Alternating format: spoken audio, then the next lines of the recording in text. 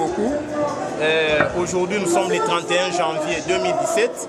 C'est une grande journée pour la démocratie au Congo, puisque vous avez vécu le matin la passation du pouvoir de manière civilisée et pacifique entre le secrétaire général sortant, Léopold Ouachera, et le secrétaire général entrant, Maître Nico Mayengele, que je suis. Donc nous avons lancé un message fort à la classe politique congolaise. Au lieu de chercher à tergiverser pour quitter le pouvoir, au lieu de chercher à aller créer des partis politiques bis pour répondre aux appétits gloutons du pouvoir, au fin de diviser l'opposition, les MLP a envoyé un message fort que le pouvoir se transfère de manière pacifique, puisque les hommes passent, les institutions restent. Donc, la journée d'aujourd'hui a commencé avec la passation du pouvoir entre les deux gouvernements, le gouvernement sortant et le gouvernement entrant, qui est dit un gouvernement de combat.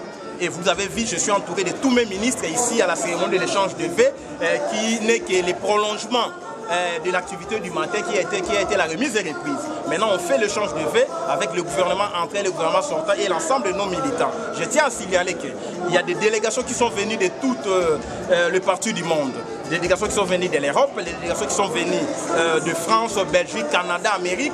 Nous sommes là ensemble pour célébrer l'échange de vœux, pour envoyer un message fort au monde entier que même si vous avez arrêté Franck Diongo, ces militants, ces cadres continuent la lutte. Nous sommes en train de continuer la lutte, cette lutte de la démocratie, cette lutte de la liberté, cette lutte de la justice, cette lutte qui va aboutir à la libération de Franck Diongo, puisqu'à un dossier politique, une solution politique. La solution politique qui convient dans l'affaire qui concerne Franck Diongo, dans l'affaire qui concerne Moïse Katumbi, les Bruno Tshibala contre qui les poursuites ont été lancées, c'est l'amnistie. L'amnistie, c'est pour la réconciliation, c'est pour accorder les pardons, c'est pour accorder l'oubli et la cohésion nationale. Sans l'amnistie, il n'y aura pas de paix au Congo.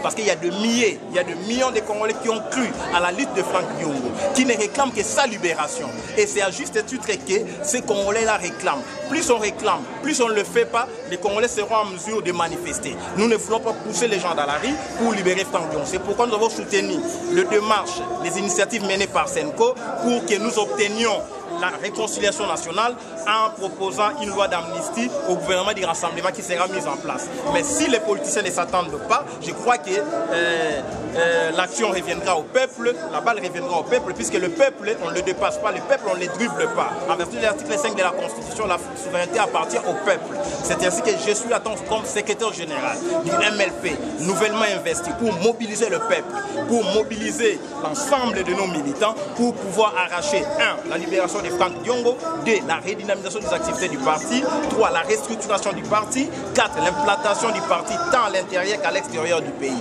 Bref, nous nous préparons pour les élections et nous allons gagner haut la main les élections. Nous allons mettre au défi quiconque viendra dans les listes du MLP sera un candidat compétitif et gagnant. Bref, nous sommes là pour continuer la lutte qu'a mené Franck Diongo depuis les années 90 jusqu'à ces jours. Donc c'est un gouvernement de combat, c'est un gouvernement d'objectifs, c'est un gouvernement de défis. Notre pari, c'est le pari de la libération de Franck Diongo, c'est le pari de la victoire électorale, c'est le pari du rappel des troupes pour pouvoir aborder les échéances politico-économico-sociaux de l'ère. C'est ainsi que le président Franck Diongo, tenant compte de ces enjeux présents et à venir, il a mis sur pied un gouvernement dit de combat. Et si on m'appelle M. Donald Trump parce que c'est un révolutionnaire, c'est quelqu'un qui va réformer les structures au sein du parti. Vous avez vu la première. Nous avons fait l'échange de vœux qui n'a jamais existé dans plusieurs partis politiques. Et vous avez vu, avec cet élan, nous allons continuer à poser les actes et vous, la presse, vous serez notre partenaire. Nous avons dit.